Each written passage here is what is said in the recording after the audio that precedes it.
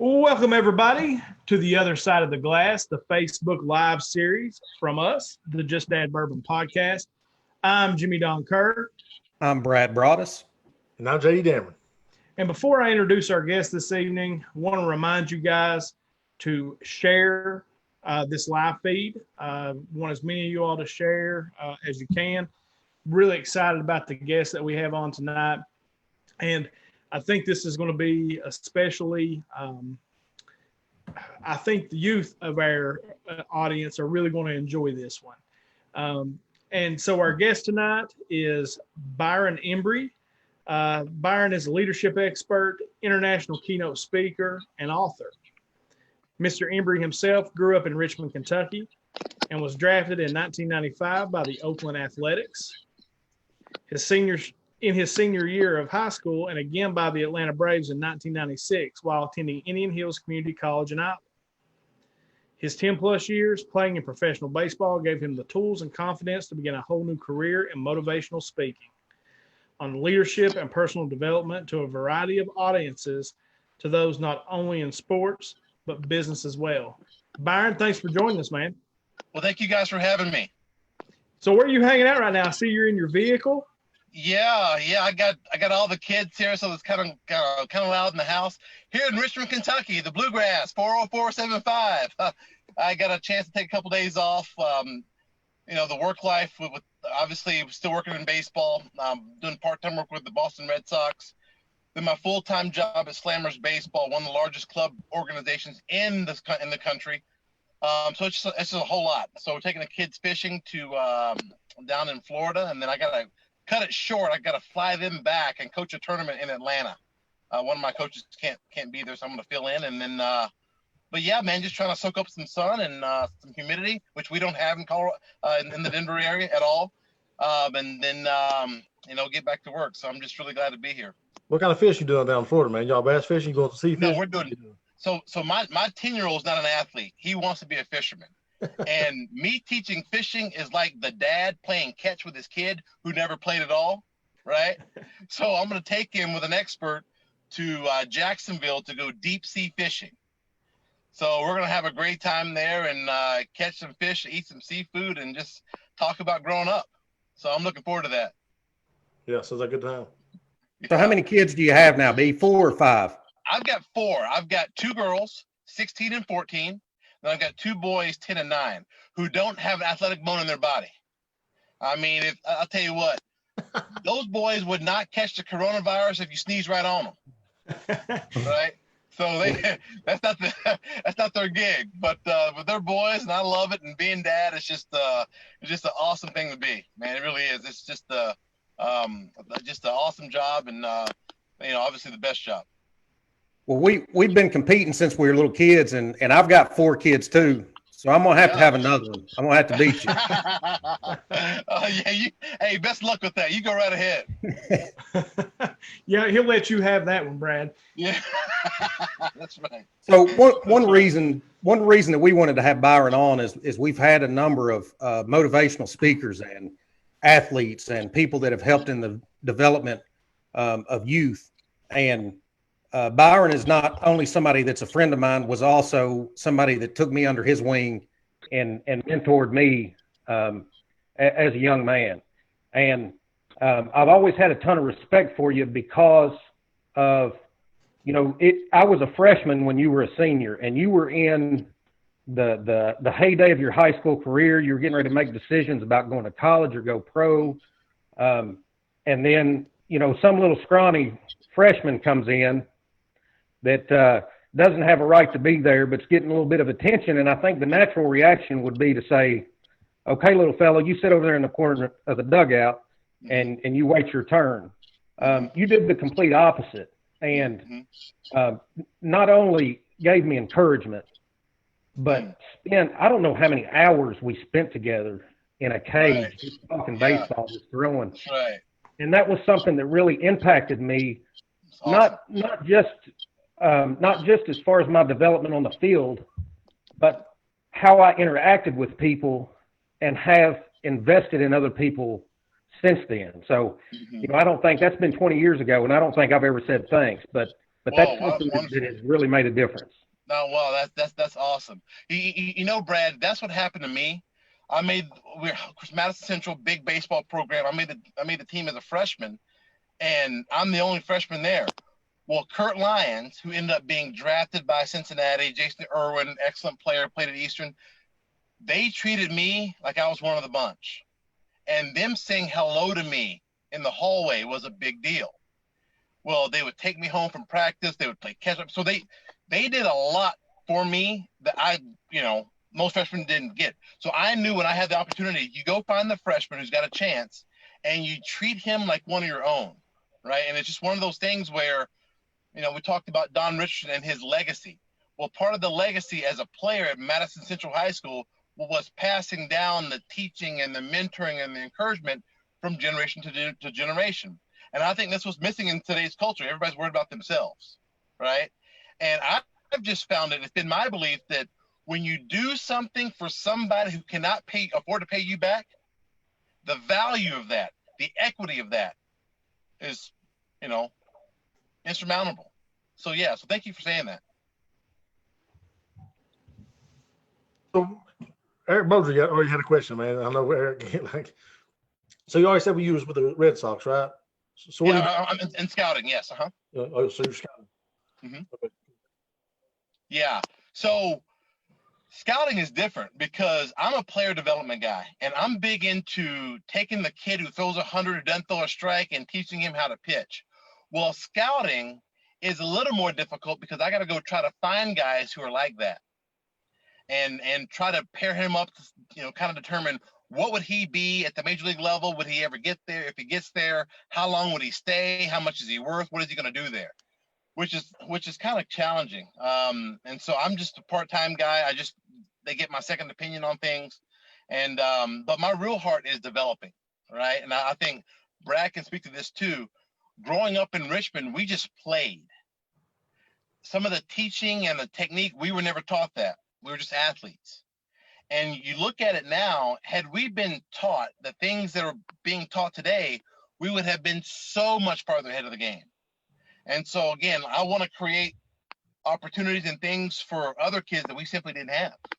So can I ask you, what's that life like being a scout? I mean, are you just traveling around to different high schools or junior college, whatever it may be, and just looking at talent? Yeah. So as a part-time guy, there's a guy that does it full-time and I help him. My job is when he sends a guy, I say, hey, what do you think about this? Or how good is this guy? Or can you see him in Boston? How signable is he? So they find the guy and I just help evaluate as far as the second opinion. Now I train pitchers worldwide. So every now and then I'll get a guy that'll show up and I'm like, hey, this is pretty good. And the funny thing is, there are so many 15 and 16-year-old guys who throw 95. It's ridiculous. So he's 6'6", left-handed. He's 95 miles, and he's 16 years old. And I got to determine, is he going to throw harder? Has he met his ceiling already? Is he going to get hurt? Because they've got to invest. They're looking at investing millions of dollars in a guy, and we have to know everything.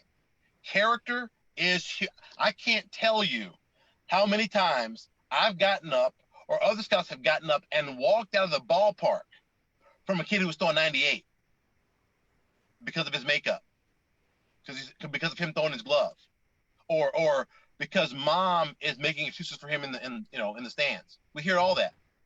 And when mom's doing everything for you and you throw a glove, you will never pitch in Boston, or probably, none of the other 28, 30 cities either.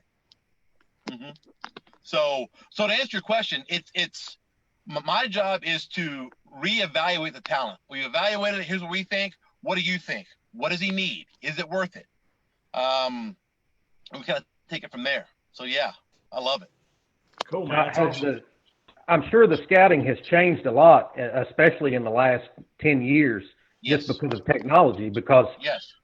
When we were playing, if somebody wanted to come watch it, they had to get on a bus or a plane and physically come and watch it. Now, just like what we're doing right here, we're at 4 different locations, having a conversation like we're face to face. So, is there technology like this being used where you can Skype in and watch your kid live, or are you still going in person?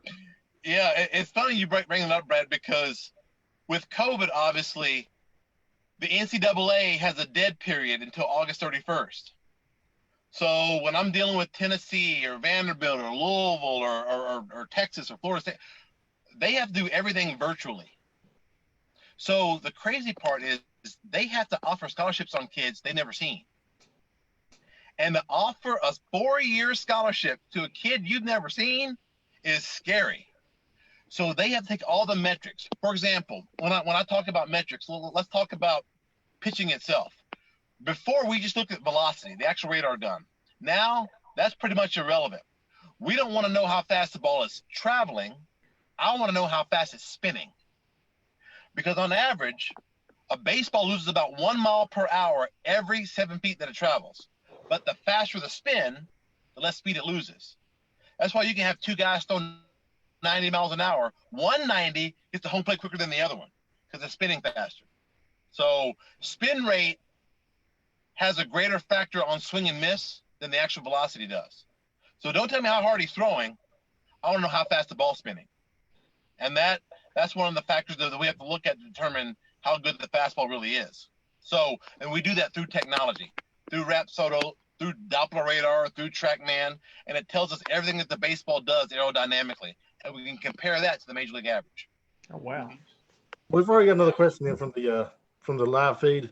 It says, Kenny Taggart wants to know, do you spend more time at high school field scouting or college? I spend more time developing high school, but more time scouting in college, right?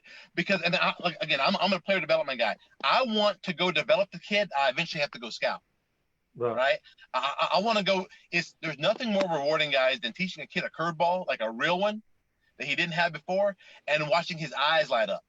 Because when you teach a kid something and it creates confidence, what he thinks he's able to do and what he can't, it's a game changer. Because confidence breeds success. I mean, I can't say that enough. When a kid truly believes, when he believes, he will go out and perform at a level he's never performed before. And when you get that, you create momentum, confidence and momentum, right? And that's, man, again, I can go on all day about that, but it's teaching the breaking ball or explaining to him what he does well. You know, everybody talks about what a kid can't do, but what about what he can do? And does he know what he can do? And what he can do, does he know why it's effective? Right? So I had Dawson Hall, left-hander from Madison Central this afternoon, and really good pitcher, left-hander, 6'4". He's going to be a senior. We had to talk about what he does that makes him so successful.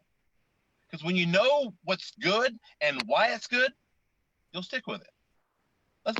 Listen, if you suck at it, don't do it. Right? Let's find out what elements you're good at, and let's build those, right? And let's build equity in those. And it kind of grows from there. So I wanted to ask a little bit about, I'm sorry. Go ahead, JD. Not everybody's got a question, but you kind of talked about character a minute ago and developing these kids.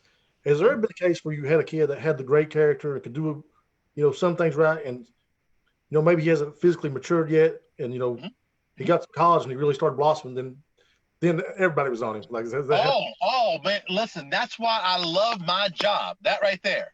He's the kid that nobody saw coming. He's the kid that really didn't even see himself coming. Right. He got stronger. Because, guys, I'll tell you this. The difference between age 19 and 20 is like 4 years. Because that's where testosterone peaks, right? A big jump in testosterone. That's when the velocity jumps a whole 5 miles an hour. Next thing you know, he's blowing guys' doors off, right? And it's because he stuck with it. It was there. It was in him. It just hadn't came out yet. And when it comes out, it becomes a radical game changer, right? And then people say, well, I didn't see it come in high school. Oh my gosh, I missed him. You didn't miss him. It was a right call at the time, but in scouting, I got to see it already there. Right. He's got to show me something that tells me it's going to come later on, right? And there's things that we look at that will determine if it's going to come on or not. There are a lot of guys on TV who are not very good at Justin Verlander, you would have never looked at him twice. Steven Strasburg, you would have never looked at him twice.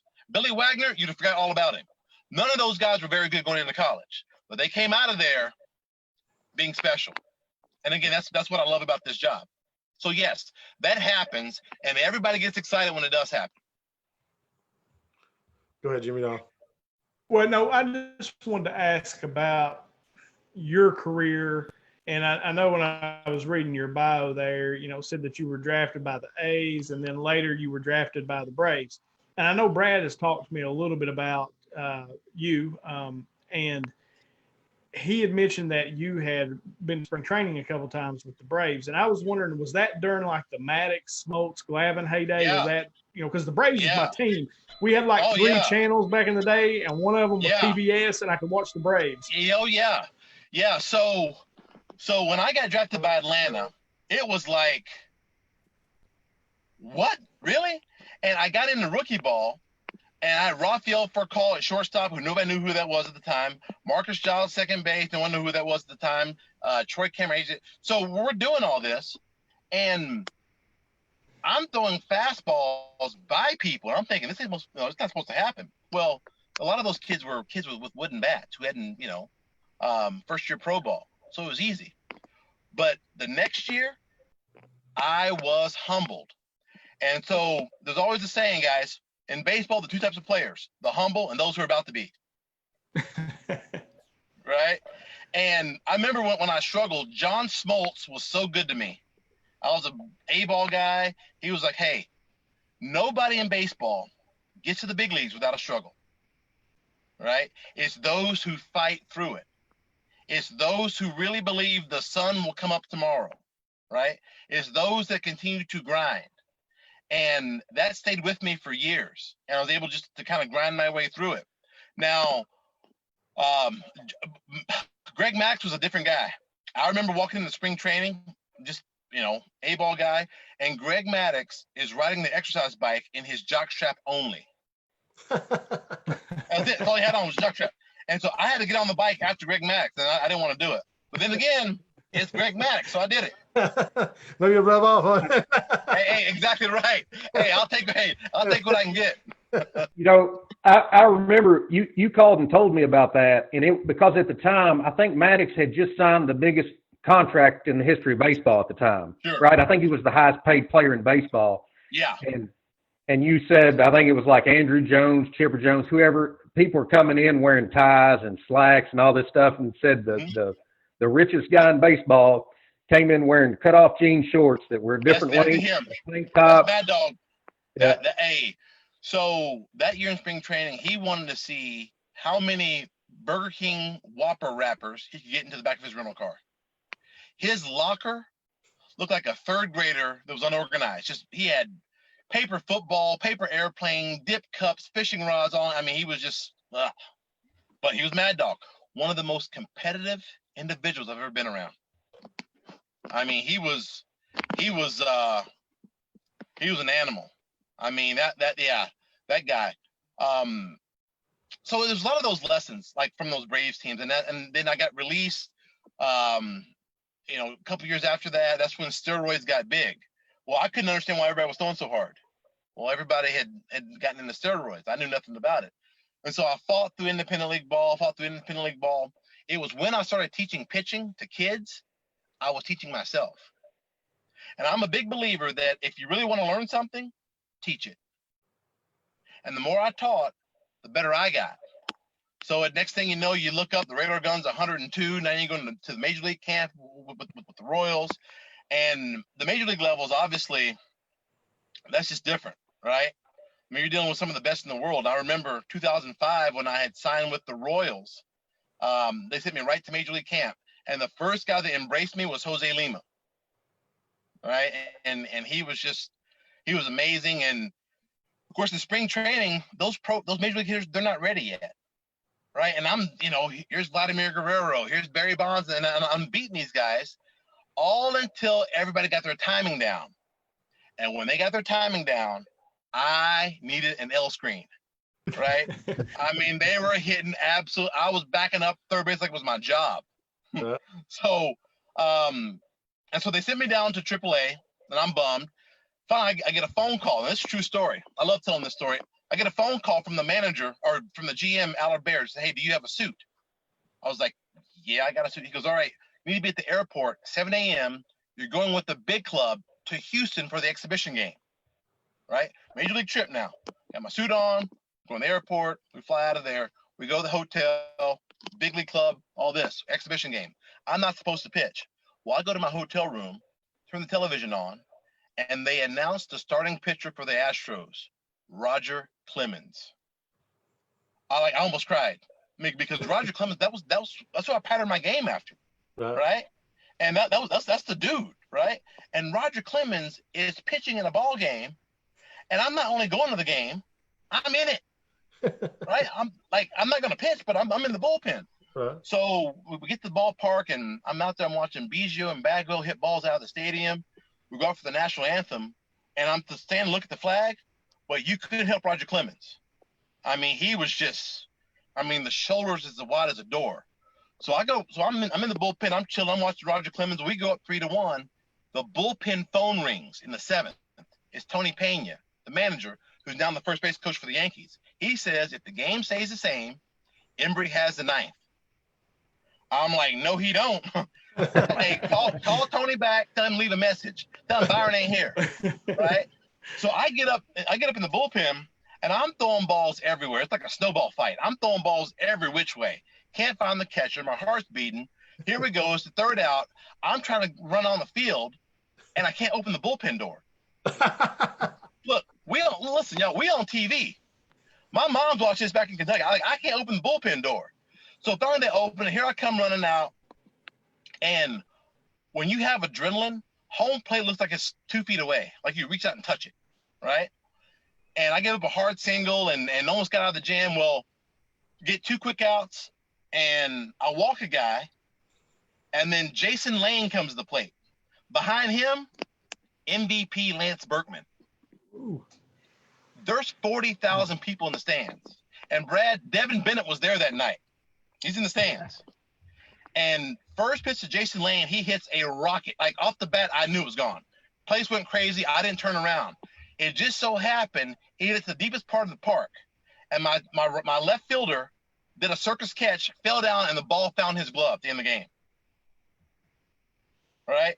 And it's cool, but to look at Roger Clemens, him looking at me, to look at his spike imprints on the mound, it was like holy ground. Right? And so it's just experiences like that, man, that just you look back on and you just try to prepare kids for. So that's what I love about my job. You know, we asked this question last week, so I'm gonna ask you. We asked David Jones who was the craziest person that he ever played with, and I know you've been on a number of teams. Who was the craziest person that you were ever in the dugout with? Ichiro Suzuki. That dude was crazy. So we caught a taxi to the airport or taxi to the ballpark once, and all of a sudden he had no money and knew no English. All of a sudden, right? So I'm footing the bill for the taxi, right? So we're in Vegas, exhibition game. I'm with the I'm playing with the Mariners, and this dude walked in the clubhouse with pants that should have been painted on. I mean, he's cutting off my circulation wearing those pants, right? And crazy from the standpoint of he was just really, really out there. But not only was Ichiro crazy, you know, the second one was probably Zach Greinke. Zach is different. That is a very, very different bird, right? Zach's the guy I've always got along with, and he will stretch way apart from the team. If the team's doing it, he ain't doing it, right? But different strokes, different folks, all right? But they're two great competitors. They just had weird and quirky things, that they like to do. But probably the most, I'll tell you this, the best guy I ever played with, the guy that was probably the best to me in all camps would have to be Felix Hernandez. Awesome. And he threw so hard. I mean, it was like a different sound when he hit the mitt, right? And he was big into teaching. He wanted you to learn the craft, right? He was big on accountability. And it's those types of guys that I've always gravitated toward. Yeah. Jimmy's wife, Amy's asking a question on here. Says, how often do you mess up picking a player? Like where you thought he was going to be something special? Oh, boy. Oh, hey. proudly, I can say I miss a lot. And like anyone humble in this game, you'll say you're wrong a lot. Sometimes you're wrong to your benefit, right? Sometimes you take a player and he's better than what you even expected. Right. But then there's those guys that you thought was going to be the next coming, shouldn't even play JV ball, right? So yeah, you do, because this game is a gamble. Think of it as being a weatherman, right? Think of like you've got factors, you've got elements that you use to build a forecast for tomorrow.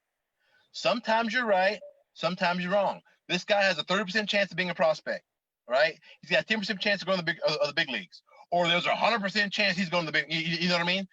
So it's all about probability and guessing using the elements and the factors that are laid in play, in place. So I'm wrong a lot. Yeah, that's a good question. Yeah. I can take credit for that one. That was Amy. Okay. Yeah. So John, talk about like a little bit what you do outside of scouting, man, like with the teaching, the motivational speaking, the keynote speaking. Yeah. So I got into that. They just kind of use baseball as kind of a platform, and it was something that communicating to the public was something that I just held very dear. It was a skill I learned in college, right? And I took it with me. And what I do as a speaker, because this is the truth, I hate boring presenters. There's nothing worse than sitting there listening to somebody boring and dry. So I have to speak to myself as an audience member as I'm on stage and bringing you with me on a journey. And what I like to do really, JD, is like, I'm big on using what you know to explain what you don't know. For example, something that I like doing with kids is called the 3 little pig syndrome, all right? Because every kid in America is one of 3. Either you build with hay, right? You're very, very talented, but you're lazy. You build with stick. You're talented, but you're very insecure. Or you're the grinder, the one who likes to build with brick. But no matter what you build out of, there is a wolf that's coming to huff and puff and blow down what took you so long to build, right? We call them haters, right? And I like to define haters as people that are people that are so insecure by who they are that they have to, basically assassinate and alienate and destroy who you are, right? They want to hijack your self-esteem while assassinating your joy. And they're everywhere. Because if you don't have a wolf, then you're not doing enough. Right? So you got to have those, right? If when you become very, very successful, you're going to have them. And that's how I measure success, is how many people try to stop you. That's how you know you're successful, right? And kids got to hear that, because whether the wolf lives at home, whether he's at school, whether he's on your team, wherever, how do we build a lifestyle? How do we build a structure that can withstand the huffing and puffing of the wolf? Right? Good stuff. Yeah. So that's what I do. So I'll speak at a lot of youth events. I'll speak at a lot of corporate events. Haven't done a whole lot of sports stuff. Ironically, I'd love to, but I don't get a chance to. But I'm just big on, my big message is having people be formally introduced to themselves, right?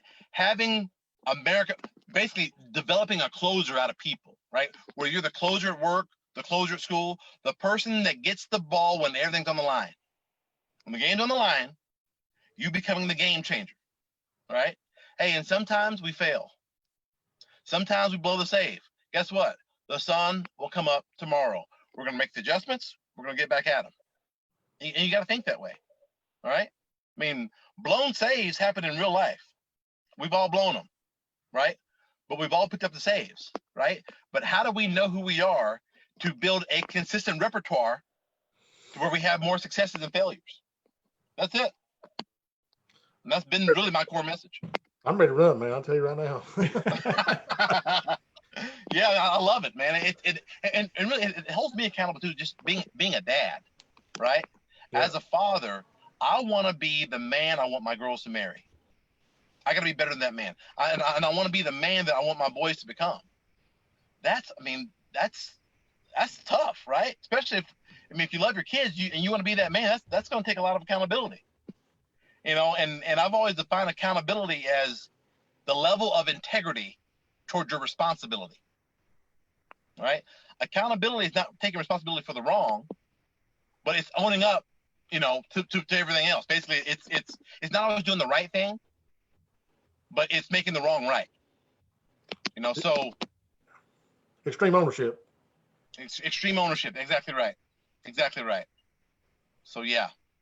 Mm-hmm. So Byron, I wanted to touch back on something. You might have said this earlier, but was there a point, you're going through the majors, you're doing your thing. Was there like a defining moment where you were like, man, I really love teaching kids how to pitch? Because you said, if you want to know, you want to hone your craft, teach it. Yes, that's right. So was there a defining moment for you where you were like, man, this is really an avenue I'd like to go down? Yeah. Yeah. That took place probably in 2005 when I signed with the Royals. Because I was teaching every offseason, and the kids were getting it. They were getting it. And finally, I was having issues with a breaking ball one day. I'm throwing bullpen, and I had a lesson coming in right after I was done, and I'm having an issue with it. This no exaggeration. I had a 12-year-old tell me, Coach, you're not getting enough extension. Aha! So the student became the teacher to the teacher, right? And when my 12-year-old was able to pick that up and help me with it, I knew I was doing what I needed to be doing, right? And from that point on, Jimmy was like, I want to teach my kids to be their own pitching coach. Know yourself so well, you can make adjustments right there on the fly, right? So the timing, the tempo, the rhythm of everything, right? And that was really, really encouraging to me that he was able to pick that out. So that's when I knew this is what I wanted to do. That's cool. Hey, and listen, it starts with baseball, but most of these kids are not going to go pro in baseball, but they will go pro in something. So some of the lessons you learn in baseball, being on time, playing hard. That's all I ask. You be on time, you play hard, and you make adjustments when you need to make them. No matter what line of professionalism you're in, you got to do those three things. Right? And I just hope they take that with them. We talked briefly before the show, and we were talking about kind of the exposure that we got growing up in Central Kentucky, right? Because like for me, my freshman year, I would come in and close the games when you were pitching. Did. Well, there was already, so the scouts were in the stands. And then in the summer, I'm playing on a traveling team with Austin Kearns and guys like that. So the scouts were there. So all I had to do is show up and have a few good games, and you were going to get the exposure. Right. Well, we're in Eastern Kentucky where you don't have that same kind of presence as far as scouts and those types of things. So what do you say to the middle school, high school kids now that have some talent in areas like we're in here? How do they get exposure? Video. If they just shoot video, shoot as much video as possible. And I tell parents this all the time. Make sure you hold your camera horizontal, not vertical, because it's going to be viewed on a widescreen. But start shooting video and posting it on social media, Twitter, YouTube, Snapchat, Facebook, posting it. You would not believe how many kids end up at really big schools from places no one knew about, all because somebody posted a video. Right? So they don't have to come see you. You just put yourself in their lap when you put the video out there. Right? You put the video on there, and then you tag Perfect Game, you tag Prep Baseball Report. You just start tagging everybody. People will find you, because that way they can Google you, and that video is going to pop up. So technology has really helped with recruiting come a long, long way. So in Eastern Kentucky, heck, if you're on Mars, shoot a video and post it. That's the best way to be discovered. How do you feel about the travel ball now that the young kids are getting in? Do you think it's helpful? Do you think it hurts when you're taking, 7, 8, 9, 10-year-olds and putting them on travel teams and they're playing 9 months out of the year? I'm not a big fan myself, but I wanted to see what you thought about it. Yeah, I like Little League at that age, right? And I'll explain why. When you play travel ball, that age, the focus is so much on winning then, they will never learn how to win later, right? I've watched bad techniques. I've watched bad base running. I've watched terrible two-strike approach. I've watched some bad baseball because that's what they thought they needed to do to go win, right? You're stealing bases. You're stealing third with 2 outs. You're down by 8, really? Well, guess what happens when he's 16? He tries that. And Scott Brown at Vanderbilt, Will Coggin at Kentucky, Eric Snyder at Louisville, Tony Vitello, Tennessee, Nate Thompson, Arkansas, they get up and walk out. Couldn't believe you did that. You didn't learn the game. So I like for the game to be played in its most simplistic form. You got to remember something. They don't teach calculus in the 3rd grade. They don't, right? For a reason. So when you take a bunch of kids and you run travel ball and you're playing 90 games a year, those kids will burn out. Everybody said, well, no, my kid loves the game. When he's 14, he will not want to play anymore because the amount of stress and the amount of structure and the amount of everything else he had to do when he was 9 would not survive to the age of 14, right? So thankfully, we played 20 games a year at 9. That's all I needed. Now, as I got older, yes, you play more games, but really to travel and do all that and play that amount of baseball, it just doesn't help anybody. I mean, there's no, in my mind, Brad, there's no positive to that. There's not, right? So you got 9-year-olds out there throwing 100 innings. They're throwing 90 pitches a game, right? So the arm fully doesn't develop. And you want to know how come he doesn't throw any harder? He may not have gotten hurt, but he doesn't throw any harder because of the stress and the pull and all the dynamics of the throw itself took a toll on him when he was 10. So yeah, I'm definitely not a fan of travel baseball and the, especially from the magnitude in which it's done at that age. And I also think it takes away some of the things that you look forward to as you move up from middle school to high school or whatever. And I bet you can relate to this, but just like the one thing that was on my mind from the time that I was 10 years old, and I told my dad, I said, I want to play at Central when I'm a freshman, which, was a big deal for us in the 90s, right? Huge. And that red jacket, that was it for me. You know what I mean? When I got to put on that red jacket, I thought I have arrived. And I would go to the football games and I'd see you guys wearing them, and I thought I'm going to get that jacket. Well, now you're going as 8 or 9 years old. You've got 10 different uniforms. You've got fancy all this different stuff. You're traveling everywhere. So then when you get to the point where you can actually get on a bus or travel, I don't think it means as much. It doesn't. When you're hopping on flights at 9 and you're playing in Florida and then you fly to Dallas, well, that senior trip to Florida when you're in high school, been there, done that, right? So you're right. And you're on a bus at 16. You flew when you were 9. And it does. It loses its mystique, And I think too, parents want what's best for their kids. I do the same. But if you think that's what's best for your kid, you don't understand the game yet. And I think eventually baseball will come to the point where they realize we're doing, a greater disservice to our kids. So is there a time, Byron, because there's a lot of people around here, you'll see AAU basketball, you'll see the travel teams with baseball. Is there a time in their development, like say in high school, when you're trying to maybe get noticed by a college or something like that you would recommend maybe trying like a travel team or something like that? Is there a point in the career where that maybe makes sense? Yeah. Oh yeah. It makes total sense when you become in the 9th grade, because you're now what we consider a recruitable athlete. Okay, because the NCAA, they had different recruiting rules for the 8th grader from the freshman. 8th grader, technically you're not recruitable. Your freshman year, you are. So that's when you go out there and you want to get as much exposure as possible while you're still developing. And here's the thing about baseball. They recruit as early as the 7th grade. Girls softball, they can't do that anymore because they're recruiting 11-year-olds. Remember when University of Florida committed a 6th grader? I couldn't believe it, but that's what they did. In baseball, they don't do that. They do it, but we don't quite go that early. So what happens, these universities get the best athletes and they commit them early. They want to see them as freshmen. The problem is you recruit a kid, he's a freshman. He commits to Texas A&M as a freshman. All through high school, he's committed to A&M. He gets to A&M, he's there his freshman fall. He's cut. Happens. Yeah. Right? So a lot of these kids say yes to the proposal to somebody they've never kissed, right? They're saying yes to the proposal, and you're quote unquote married for 3 months, now divorced, in baseball terms, right? Because we never took the time to grow. We got excited to go put on Twitter, I committed to A&M. You tell all the girls at school, I'm going to A&M. You know, you got A&M everything. Well, A&M is not as bought in as you thought they were, because they're bringing in 8 of you.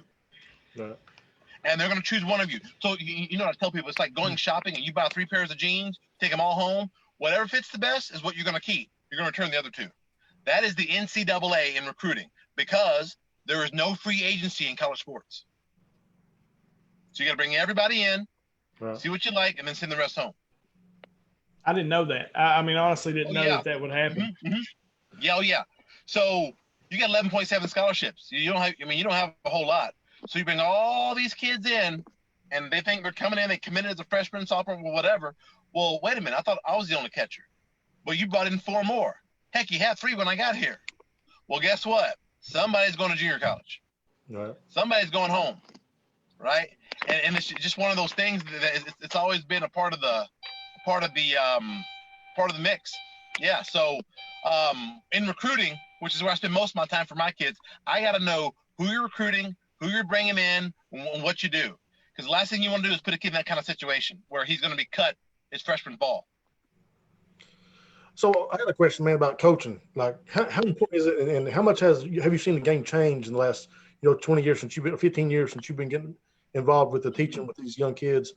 Have you seen has it got better, worse, and why either way?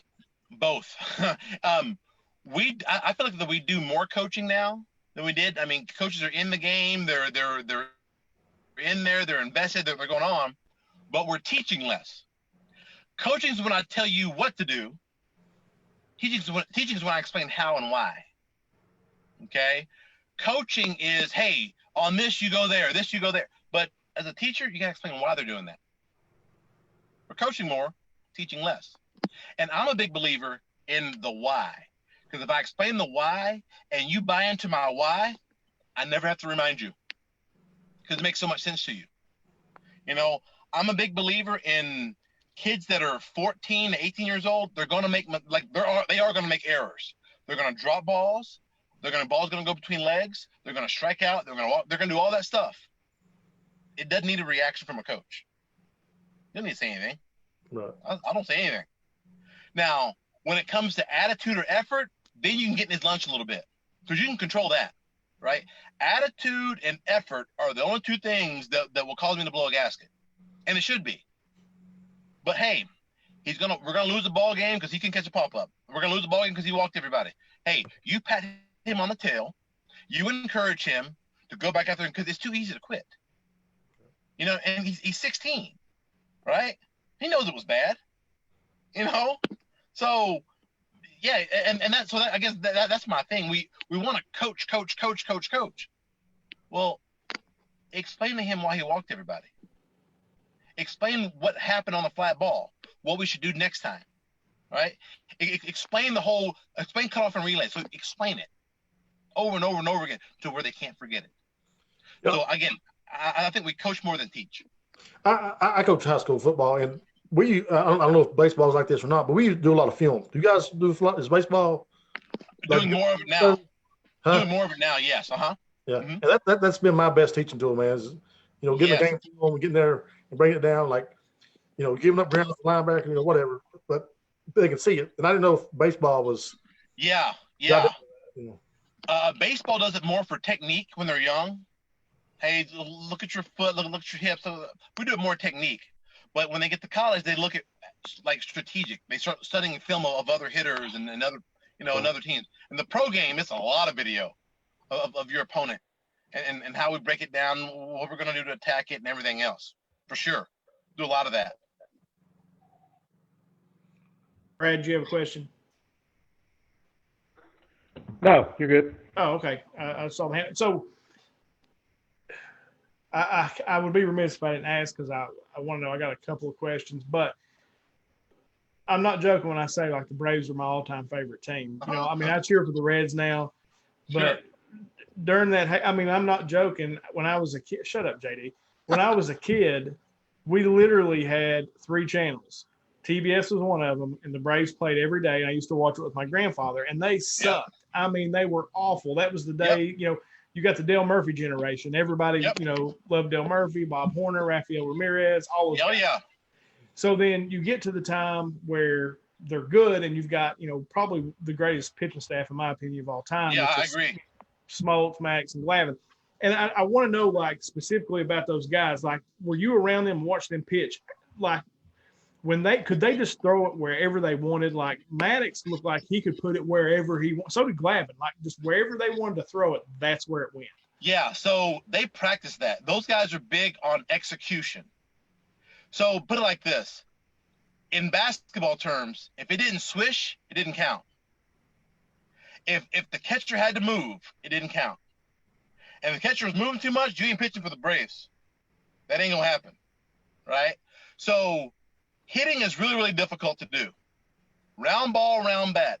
It becomes impossible when the pitcher has GPS on the pitch. That's what they did. And then they would throw a secondary pitch that looked just like the fastball. You ain't gonna hit that. I watched Greg Max change up from behind. The ball disappeared. Now, here's what's funny. I saw Greg Max come down to pitch an A-ball game in spring training. Came down to A-ball, and they wore him out. Because 19, 20-year-old kids, they don't know. They just see ball, hit it. Greg Max, I'm swinging. I don't care what the pitch is. I don't have a plan. I'm just swinging whatever's close. They wore him out. And it goes to show you those guys are so particular. They're only successful against the best. If you're terrible, you probably beat them. Baseball's crazy, right? But and they know they're to kind of get work in. But when they came playoff time, they had your number dialed. And they would dare you get in the box. Tommy Glavine took pride in getting the on-deck hitter out before he got in the box. He did. Aroldis Chapman, his job is to throw as much fear into the on-deck hitter as possible, and he does. Right? That's what it's about. It's about being the biggest, meanest, and the most competitive. And if push comes to shove, you're probably going to get thrown at and hit. Right? Fastball, breaking ball, curveball, or hit by pitch. So you pick. So I got to ask about this then, man, because I've been watching all these videos online because there's no sports going on. Mm-hmm. A lot of these baseball clips, a lot of these, bench clearance and stuff like that. Like, did you ever get involved in any of that, man? Oh, man, I love them. I can't lie. I can't lie. So being a closer, you got to start a lot of them, right? It's a situation where I sometimes it's to get my teammates' attention. I may accuse you stealing signs at second base, or I may accuse you doing something, and then I'm going to throw a ball behind you, right? Or I'm going to flat out hit you, just send a message, right? And nobody wants to get punked, right? So they'll jaw back, and here we go, all right? But a lot of times my beanball wars were to protect one of my teammates who got hit. If I thought you got hit on purpose, I'm going to get somebody. Somebody's wearing it tonight. Right, and that's the game, and you respect that guy.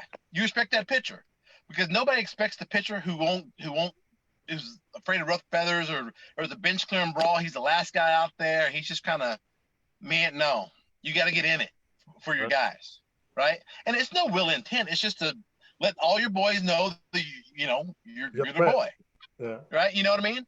So, and the thing about video, you can pull the video and figure out who was sitting in the back, who wasn't. So I've been fined a whole lot of money for bench clears, right? Things I didn't even start, just because you're the closer, you're the leader, so you got to take charge and let everybody know what's up. So those are good. The biggest things about the fights I tell young guys is watch your feet. Everybody's got spikes on, everybody's stomping. You'll get your feet tore up. Is that right? But they're fun. I mean, they are. I mean, they're fun to watch too. I ain't gonna lie. We were having a conversation about this on one of our episodes some months ago, and I don't know if I really crystallized it what I was saying. You can probably elaborate on this, but I was telling the guys, the baseball, there's so much going on that you don't actually see. It's more of a chess match. And I said, if somebody gets hit, that might not be because something that happened in that game. That's like when your wife goes back in the Rolodex for something that happened 3 months ago. It might have been because somebody came in with their spike tie 2 series ago. Yep, that's right. And so you look at the Houston Astros and the whole sign stealing thing. Well, Aroldis Chapman is going to get El Duque or not El Tuve at one point. At some point, he's going to wear it. It may not be the first series. It may be the second series. It's going to be the first time he gets a chance to hit him when there's no consequence. Maybe they got a 5-run lead. A tie ball game, you're not going to do it. Right. So sometimes you have to wait a little bit to get that chance, or sometimes you prefer to do it at home, right? So you got to wait. Sometimes you have to wait, an entire year to do it. Right, season's over. Spring training. I'm going to wear him out. You know what I mean? That is the worst. I can't imagine on that level. With people throwing 100, because I've been on both sides of that. I've hit a number of people, and I've also went up knowing that I was going to get hit. And now you talk about that is the most terrifying thing you'll ever do, because you can't get punked out. You got to stand there. You got to go up there and take it, and you know you're getting ready to catch one in the rib cage. The best is when you think you're gonna get hit and you don't. I mean, you're bracing for it. You took 2 fastballs. Now he throws a breaking ball, you're out. So, is anybody happier than the Astros that this season hasn't started yet? Oh man, because the spring training they were getting drilled. Spring they were getting wore out. I mean, they needed body armor to get in the box. I think we had a bet on season long. If we get back to when we get back to baseball, they're still going to get it. Yeah. I'm sorry. Do you think that is exclusive to the Astros, or do you think they're just the only team that got caught? Only team that got caught. If you want the truth, I don't know. Yeah, I don't have any evidence to say that we did it, but I know we paid the price for it. We lost our second-round pick because of it. But when you know what's coming, hitting is so much easier. And I think everybody in baseball knew, based on the swing Altuve took against Chapman, he knew it was coming. You're not going to hit a slider like guy throws 100. You're not going to hit a slider like that, right? And so all the evidence and all the stuff, it's cheating. It just put a black eye on baseball, and they're going to answer for it, So yeah, man. But if it comes out that anyone else got caught, they're going to be wearing it too, right? It's just kind of one of those things. So JD, I think, Byron knows Brad pretty well. We've got to ask, are there any good stories that you can tell about? Yeah. Oh, yeah. Oh, like freshman Brad, nerdy little Brad. So I went to a high power. If minor league baseball had a junior college, it would be Indian Hills where I went, right? I said, hey, listen, we got this lefty at my high school who you got to get. He's a high school sophomore. I'm a high school freshman. And so they waited to recruit him. My man Brad goes out. He comes back. He says, yeah, I like the baseball, but there's only one problem. I was like, what? There are no girls. Where are the girls? No girls? He goes, yeah, I can't go there. Right? Oh, my gosh. Yeah, right. So when he said that, I'm like, you're right. I guess I didn't, I totally didn't notice. So yeah, when he said no girls, that's the first time I ever heard that out of anybody. But I've seen he did bail me out. I tell you what he did do. He did bail me out. My first game, my senior year, it's packed with scouts, Bryan Station. I went out and had a great game, but I threw my glove, like we tell everybody not to, when I came out of the game. We bring in a freshman left-hander, Brad Broadus, to close out a game. There's 20 scouts in the stands. There's like 20. These 20 scouts watched a freshman carve up Bryan Station like a turkey, right? So he made me look good. Now, had that gone sideways, the throwing the glove ordeal would have been magnified. Right. But because he did his job, my throwing the glove wasn't that big of a deal. So I'll give it to him there. Now I've seen all these letters he's had, from all these colleges, and I told him I think he's made all that up. So Brad could actually play. He could really play. I mean, we didn't use freshmen. I mean, a freshman on the varsity, no, that wasn't happening. But when you throw like that, break a ball like that, you're left-handed, yeah, come on. And I promise he was fearless. Nobody told him he was a freshman. He didn't get the memo, right? Yeah. He thought he'd been there for years, and he acted like it, right? And that's what I love about him. That's cool. He will not brag on himself at all. He's trying to boost me up here. What happened was, B's what are you, about 6'3"? Uh-huh. So, he came in throwing the heat. And then it just messed people up being left-handed. So this little scrawny kid comes out there, and when you're used to swinging it at 90 plus, and then somebody comes in there about 10, 15 miles an hour early, or throwing it slower, it just made me look good. So I got to ride on his coattails there. Whatever it was, it worked. Whatever it was. So JD, we're getting closer to the end, and I'm feeling lucky. Brad, I'm just telling you right now. What is? I'm sorry, I missed that. I'm tired of all this good talk about Brad. I know, right? Well, we're getting close to the end, so Brad's my boy. I'm messing around. I'm feeling lucky. After David Jones, bro, I'm feeling lucky, bro. Huh? You think you trying to put your 2-win streak together? I'm trying to put two together. So ask the man the question. All right, man, Byron, this is important stuff right here. Okay. All right, like Jimmy Don and Brad got a little bit of a rift between them now because Brad sided with me. Jimmy Don's been butthurt about it. So I'm not gonna let you know who's who right now. But if you're watching the TV and you got Little Mermaid on one channel and Aladdin on the other, which one you watching, bro? Little Mermaid, no doubt. Oh my God! That's a 2-week win streak. Little Mermaid, bro. The interview's over, boy. And I had no idea why, but I'm going Little Mermaid. I'll tell you why. Why, JD? Because Ariel. You gotta love them redheads, baby. Ain't nothing wrong with that. Yes, sir. Well, guys, we got any more questions for Byron? We'll let him get out of here. Nope. All right, dude, man, thank you so much for coming on. That's been a blast. Likewise, guys. Definitely thank you for having me. Yeah, that was cool. So, guys, if you're, watching this, share it, comment, do all those things. And, thank Byron for coming on with us.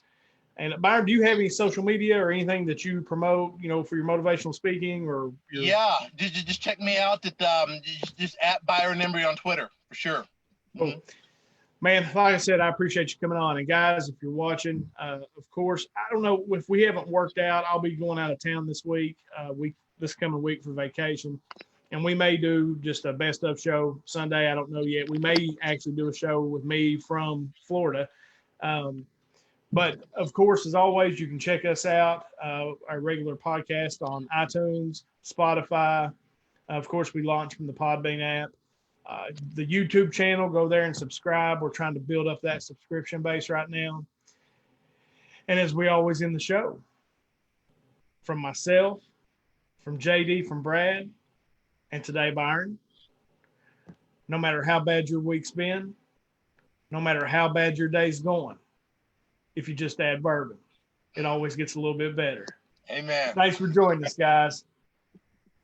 Thanks, B.